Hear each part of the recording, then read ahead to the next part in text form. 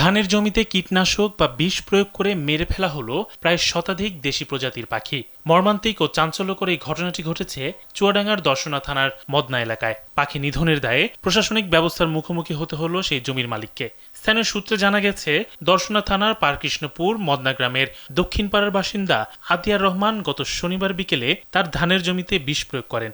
ফলে বিষাক্ত পোকামাকড় খেয়ে শনিবার বিকেল থেকে রবিবার বিকেল পর্যন্ত ওই জমিতে একের পর এক মারা পড়ে নানা প্রজাতির প্রায় শতাধিক দেশি পাখি। ঘটনাটি ছড়িয়ে পড়তেই এলাকায় তীব্র ক্ষোভ ও চাঞ্চল্যের সৃষ্টি হয়। খবর পেয়ে রবিবার রাত ৮টার দিকে চুয়াডাঙ্গার দামুড়হুদা উপজেলার সহকারী কমিশনার ও নির্বাহী ম্যাজিস্ট্রেট মোহাম্মদ শাহিন আলম ঘটনাস্থলে পৌঁছান এবং ঘটনার সত্যতা পান। তদন্তের সময় জমির মালিক আতিয়ার রহমানের ছেলে রাজনকে জিজ্ঞাসাবাদ করা হলে তিনি জমিতে বিষ প্রয়োগের কথা স্বীকার করেন। পরবর্তীতে বন্যপ্রাণী সংরক্ষণ আইনে অপরাধীকে ভ্রাম্যমাণ আদালতের বিচারক ৫০০ টাকা জরিমানা করেন। পাশাপাশি পরিবেশ ও জীববৈচিত্র্য রক্ষায় কৃষকদের বিষ প্রয়োগের ক্ষেত্রে সতর্ক ও দায়িত্বশীল ভূমিকা পালনের নির্দেশ দেওয়া হয়।